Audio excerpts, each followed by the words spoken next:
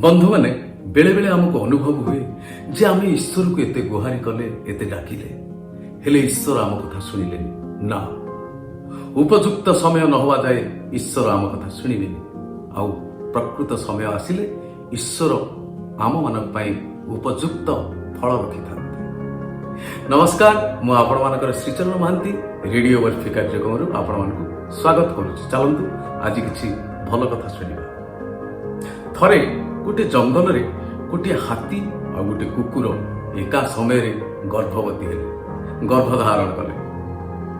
किछि दिन बीतीगला, 4-5 मास बीती जा परे कुकुरर 6टी छुआ जन्म हैला। पुणी 4-5 मास परे आउ 6टी छुआ जन्म हैला। 18 मास परे कुकुरटीर 18टी छुआ जन्म हैला।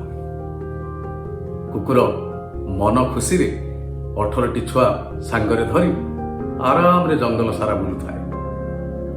थरे बुलु बुलु पुणी हाथी सहित देखा आईगला। हाथी को देखु देखु कुकुर तात्सल्य कला, उपहास कला, कहला हे देख 18 मास भितरे मोर 18टी छुआ ହେଇଗଲା ଆଉ 18टी छुआ जाक धरी मु सारा जंगल बुलुची, हेले एजाए तोर गोटे भी छुआ जन्म हैला नाही। सतरे कोन तू गर्भवती हितु? ए कथा सुनी हाथी हसिला आ कहिला तो परी कुकुर छुआ मु जन्म देबिनी, आउ मु जाहाकु जन्म देबी से जन्म हवा मात्रे पृथ्वी अनुभव करिवो। चाली जाउथिबो ताकु लोक माने बाट छाड़ी दउथिबे, आउ जाहाकु जन्म देबी तार विशाल आउ दीर्घकाय रूप को देखी लोक माने चाही रहिथिबे, अनेई रहिथिबे, निजे देखुथिबे आउ अन्य मानको देखौथिबे, आउ विशाल शरीर आउ शक्तिशाली शरीर पाई लोक माने ताको प्रशंसा करुथिबे। बंधु माने एकथारु आमे कोन शिखिबा? अपेक्षार फल भगवान आम पाई भल रखिथांते। अपेक्षार फल बहुत मिठा।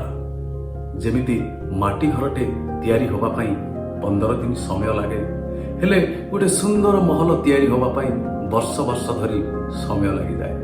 आपण अपेक्षा करिथांतु, भगवान आपणको पाई निश्चित किछि भल रखिथिबे। नमस्कार, आजिर कथा एतिकी।